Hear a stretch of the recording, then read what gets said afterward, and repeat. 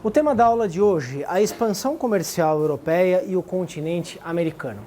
Eu pedi para a aula de hoje a leitura de dois textos.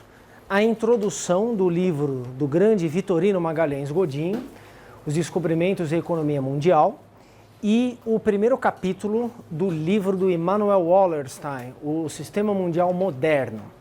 E eu vou unir, então, as ideias do Wallerstein com as ideias do Braudel, Fernand Braudel, grande historiador francês, em torno de economia-mundo, essa ideia brodeliana que eu vou discutir na segunda parte da aula. Acrescentarei a teoria dos ciclos sistêmicos de acumulação de capital, do Giovanni Arrighi. Os dois autores estão na minha bibliografia, e com isso eu vou envolver, então, uma discussão que farei com vocês sobre a teoria do sistema mundo do Immanuel Wallerstein. Para começar, então, essa exposição dessa expansão material e cultural da Europa, que se processa nos séculos XV e XVI e envolve o continente americano e confere um protagonismo, como todos vocês sabem, aos portugueses, um protagonismo que não se confunde com um papel exclusivo, obviamente, né? Outras monarquias europeias também participaram ativamente dessa expansão, algumas delas, mais precisamente, da expansão transoceânica, essa expansão ultramarina. Porque nem sempre a expansão da Europa foi uma expansão transoceânica. O Império Russo, que está em expansão nas últimas décadas do século XVI e nas primeiras décadas do século XVII, se expande territorialmente, né, até o que hoje é a Sibéria, configura então uma monstruosidade em termos de quantidade de área sobre a qual se estende um poder político específico, mas esse império não se configura como um império ultramarino, né? Esse é um exemplo, então, de uma expansão de natureza diferenciada, mas que, no fundo, integra esse mesmo panorama ao qual nós estamos referindo, né? Desse espraiamento, então, de valores econômicos, valores culturais, pessoas, formas políticas e, sobretudo, né, incorporação de regiões que não estavam devidamente conectadas umas com as outras e que, desde o século XV, estão começando a se tocar, para nunca mais deixarem de se tocar. Observemos em primeiro lugar aqui, né, para nos familiarizarmos minimamente com essa articulação de todo o globo em torno de uma mesma história.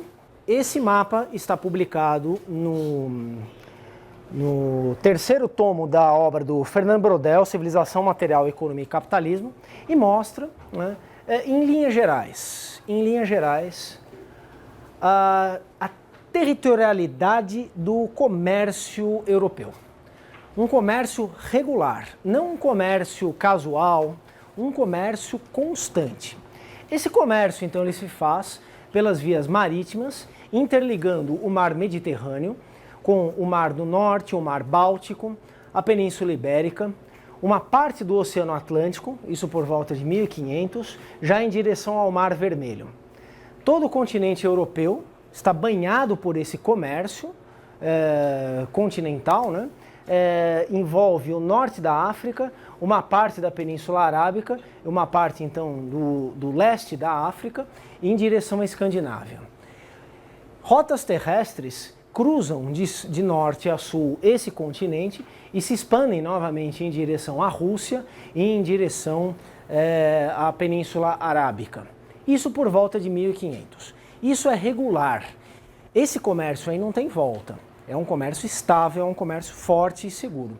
Observemos a mesma representação, aqui já para o ano cerca de 1775. Nós temos que aquele comércio todo é mantido e ele é brutalmente expandido.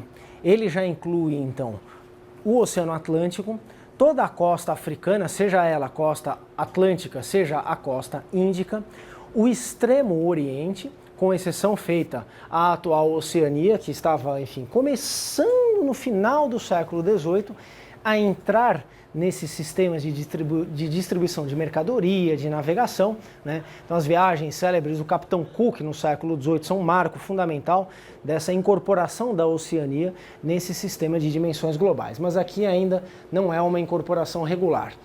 O continente americano, todo ele incorporado, o Oceano Pacífico, com base nessa rota do Galeão das Filipinas, um comércio espanhol que liga então Manila, nas Filipinas, a Acapulco, no vice-reino de Nova Espanha.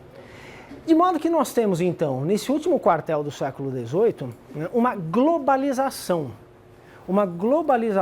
a partir de uma expansão europeia. É a economia, é a sociedade, são as culturas europeias que se expandem em direção ao restante do globo. Nunca houve nenhum outro continente, nenhum outro grupo de culturas, um grupo de estados com pretensões expansionistas tão assintosas e tão bem-sucedidas em escala planetária, isto é, em escala que incorpore todo o planeta a essa expansão, como essa expansão europeia iniciada no século XV. Ela não é, não obstante, uma expansão linear, ou seja, quando ela tem início no século XV, e aí novamente os portugueses são protagonistas, ninguém poderia afirmar, ninguém vislumbraria qual seria o ponto de chegada disso. Não se tinha, aliás, um projeto nessa direção. Essa é uma expansão que se processa de acordo com demandas históricas específicas, com condições de realização práticas específicas. Ela é toda entrecortada, né?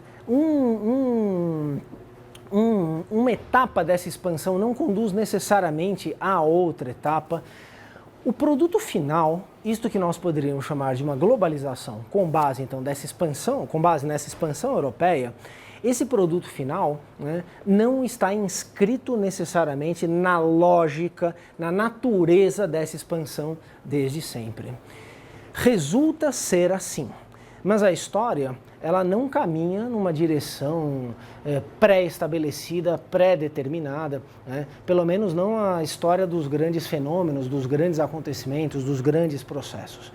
A história das grandes coisas, ela é sempre o resultado, enfim, de desenvolvimentos específicos que são sempre conflituosos, de processos de negociação, de resolução de circunstâncias, de atendimento de demandas específicas. Não obstante, evidentemente, a crença ainda persistente, me referi a isso na aula passada, quando a gente estava, eu acho que já analisando o documento da segunda parte, a vigência de teleologias, né, de ideias de que a história caminha em direções seguras a destinos finais. Né?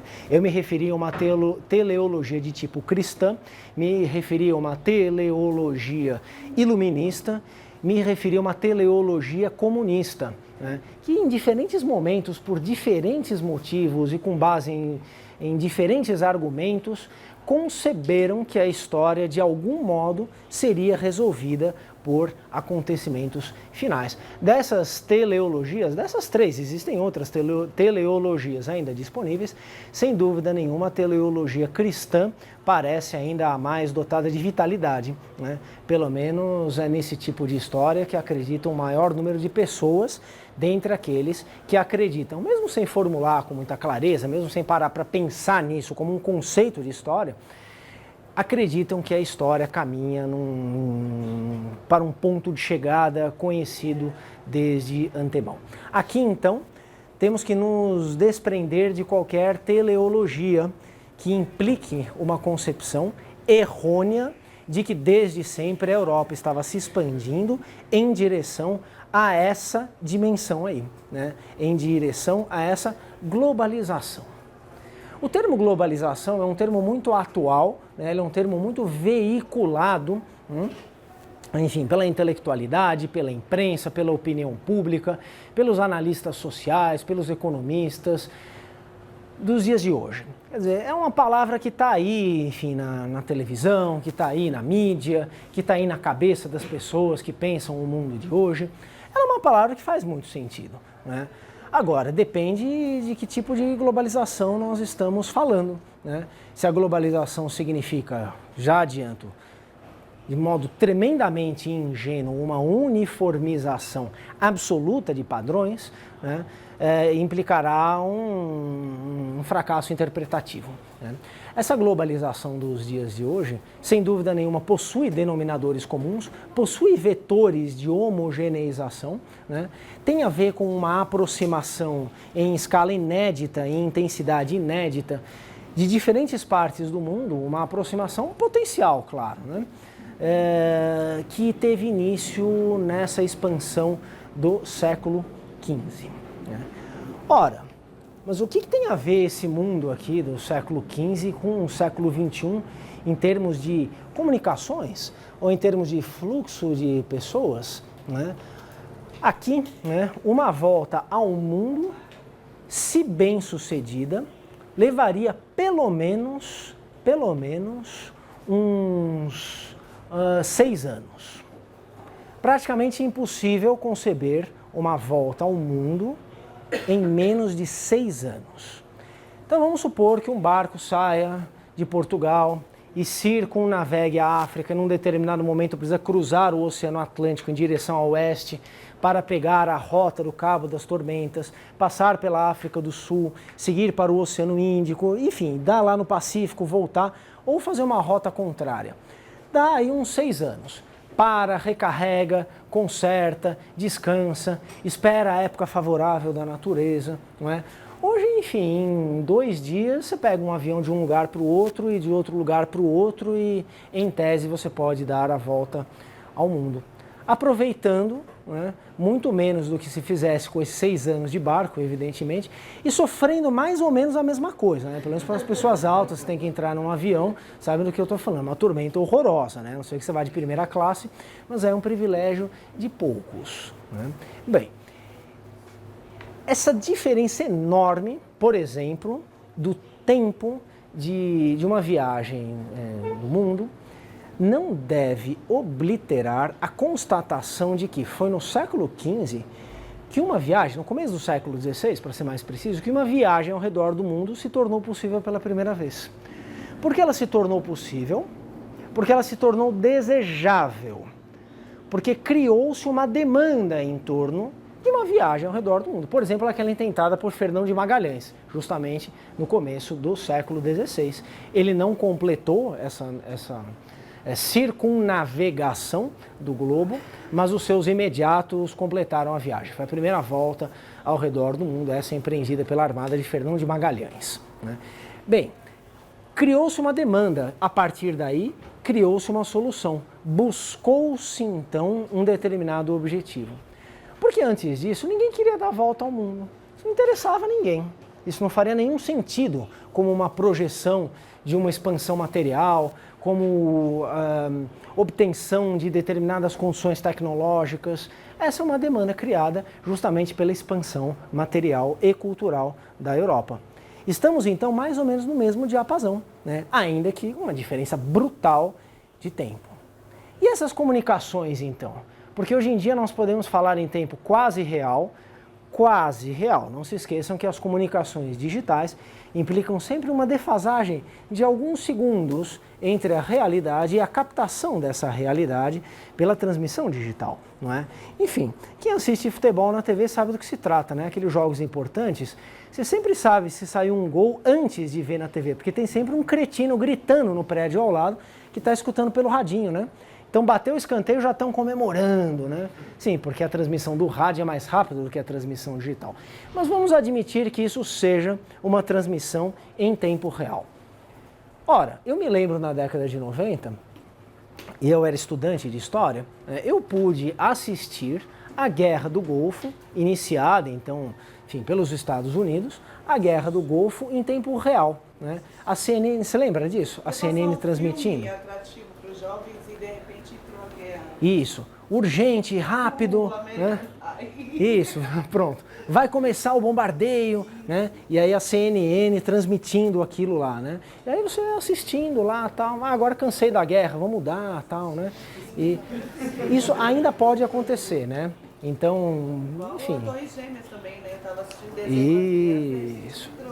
Esse é um bom exemplo de como a gente vive uma simultaneidade, né, uma sensação de testemunhas oculares da história, sem que isso signifique necessariamente um processamento, uma compreensão do que ocorre em função dessa velocidade das informações, né? Então, em 11 de setembro de 2001, né, um monte de gente que tem idade para isso, evidentemente, né? Desculpem aí, que tem um pessoal novinho aí e tal, né? Mas é capaz de se lembrar onde estava e o que estava fazendo, né? Quando soube do ataque terrorista, as Torres Gêmeas e tal. E quando eu liguei a TV, uma já estava pegando fogo e eu vi o segundo avião batendo, né? Isso, aí a gente lembra dessas coisas, legal, e você fica vendo, puxa vida, mas que cena maluca, o que será que está acontecendo, né? Você sabe que você é testemunho ocular de alguma coisa muito importante, né? Se você muda o canal, está passando uma outra coisa, você pode continuar alimentando essa sensação, né? Puxa, algo de importante está acontecendo, né? Mesmo que no final das contas você passe o dia inteiro e você chegue lá no Big Brother, né, acreditando que tem alguma coisa importante acontecendo, né? Quer dizer, se estão transmitindo, algo de importante deve estar acontecendo, né?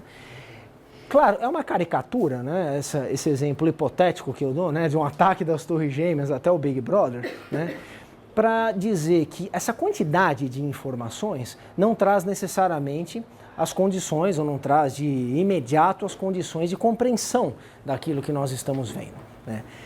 Como quer que seja, né, essa oferta, né, de informações, de imagens, de acontecimentos, né, esse encurtamento do tempo, essa sensação, então, de que o que se passa do outro lado do mundo está se passando aqui também, quando você liga, por exemplo, uma TV, ou quando você se conecta na internet, né? Quer dizer, imediatamente você é transportado para uma outra parte do mundo. Isso pode ser visto como um aprimoramento de algo que começou a ocorrer com essas grandes navegações de finais do século XV. Porque foi aí, pela primeira vez, que partes do mundo até então completamente isoladas umas das outras passaram a poder se comunicar. Não significa que se comunicassem. Aliás, hoje mesmo as comunicações dependem das demandas pelas comunicações. A oferta de uma tecnologia não diz nada não nos diz nada em termos de dinâmica de uma vida social. O fato de existir uma tecnologia não significa que seja uma tecnologia útil, que seja uma tecnologia que traduza um modo de vida, né? Tem um monte de inventores excêntricos aí, tem um monte de tecnologias que nos fazem sonhar, mas que não são aplicadas na realidade por falta de demanda, porque elas não têm utilidade, porque elas não são vistas como realmente necessárias. Relativizando isso, quer dizer, as comunicações ocorrem quando é necessário, por algum motivo, né? Mesmo que essa necessidade seja imposta como uma mercadoria, né? Quer dizer, que você seja obrigado ou seja impelido a desfrutar de uma determinada comunicação, porque aquilo é uma mercadoria em si, não porque você tenha parado para pensar quão interessante seria usufruir de um determinado recurso de comunicação.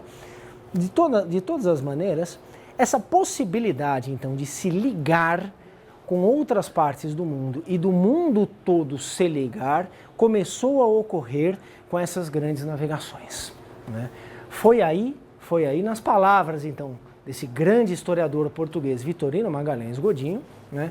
Foi aí que o Mediterrâneo deixou de ser uma espécie de lagoa central do mundo para os europeus, que o Oceano Atlântico deixou de ser uma barreira intransponível para os europeus. E foi aí que, nessa visão de mundo europeia, o globo deixou de ter dois limites que não se tocavam, né? Um extremo ocidente e um extremo oriente. O mundo passou a se tocar. Essa é uma perspectiva eurocêntrica, essa que está analisando o Magalhães Godinho. Sim, mas é justamente essa perspectiva eurocêntrica que nos dá a medida, então, de uma globalização que tem a sua origem na própria Europa, né? A história da globalização, ela tem, então, um forte cunho eurocêntrico. É a origem dessa globalização. Muitas coisas mudaram tremendamente. E eu corro o risco aqui de estar justamente referendando uma concepção teleológica da história, quando eu digo que hoje essa globalização, né, que existe, começou a nascer aqui. Sabemos isso hoje e podemos afirmar isso hoje. No entanto, corremos o risco de projetarmos para esse passado o nosso presente. Como se então a transmissão do ataque das Torres Gêmeas estivesse nascendo aqui. Isso seria um exagero, isso seria um equívoco. Seria então ignorar as descontinuidades nessa história e as outras possibilidades de que a história tivesse se realizado das maneiras que ela não se realizou. Mas afinal de contas, por que o mundo então deveria continuar cada vez mais conectado? Por que ele deveria então aprimorar esses recursos de conexão entre as diversas partes, simplesmente porque essa conexão começou a ocorrer no século XV? Essa é uma boa pergunta. Não necessariamente deveria ter sido assim. Acabou sendo assim. Essa afirmação, então, precisa ser relativizada, não como um diagnóstico de um movimento linear, de um movimento inequívoco, de um movimento seguro. É um movimento apreensível numa perspectiva temporal mais ampla, mas que só tem validade se for realmente compreendido com base nessas descontinuidades e nessas alternativas não realizadas. Quais são essas necessidades europeias que levam o continente a se expandir? É uma expansão parcial. A própria expansão portuguesa não é uma expansão linear. Quando nós dizemos, olha, ela começa em 1415 com a tomada de Ceuta no Marrocos, corremos o risco de encerrá-la com o descobrimento do Brasil em 1500. Como se os portugueses estivessem seguindo, buscando um objetivo final, que do ponto de vista de uma história excessivamente centrada no Brasil, como eu já critiquei na aula passada, né, quer dizer, essa perspectiva de enfiar demais todo e qualquer acontecimento no prisma de um único país, da história de um único país, e todo e qualquer país padece desse problema, quer dizer, estuda sobretudo a sua própria história, né, e não se dá conta então de que esse país não existia como uma entidade dotada de uma história própria, não se dá conta de que essa história fazia parte de uma história mais ampla, mais geral, de que houve então bifurcações nessa história que acabaram levando as coisas para outros caminhos, né? Todas essas perspectivas, então, elas costumam nos advertir, elas podem nos advertir para esse equívoco que é de pensar a expansão portuguesa como uma expansão que termina com o descobrimento do Brasil. Porque, afinal de contas, nós estamos saturados de história do Brasil. E assim deveria ser natural que fosse, mas não é dessa maneira. Bem, por que então ocorre essa expansão, né? Por uma série de fatores. Eu vou me referir a 3 elementos importantes nessa expansão. A centralização das monarquias europeias, ao mercantilismo e o crescimento da população europeia. O crescimento da população europeia. São 3 fatores a se tomar em conta. Não estou pretendendo aqui que esses fatores conduzem automaticamente a esse processo de expansão, mas sim a sugerir, com ênfase, que esses 3 fatores são fundamentais, então, para entender a configuração que esse movimento expansionista teve nos séculos XV e nos séculos XV e XVI, perdão. Em primeiro lugar, a centralização das monarquias. Ora, as monarquias já existiam na Europa medieval, no entanto, com uma tendência a desempenharem poderes políticos menos importantes do que esferas mais restritas. Chamemos essas esferas de feudos e cometamos aqui uma generalização, né? O poder feudal é mais importante do que o poder dessas monarquias.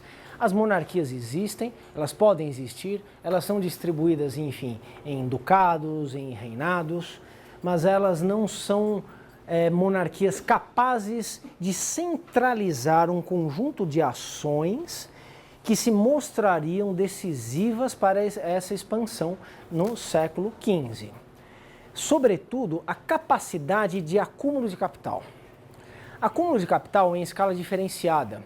Acúmulo de capital capaz de subsidiar, de financiar empresas perigosas, empresas arriscadas, empresas caras, como são as grandes navegações.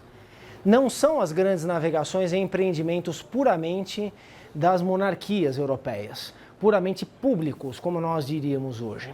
Sempre dependendo de capitais privados também, do estabelecimento então de parcerias entre monarquias e empreendedores privados. No entanto,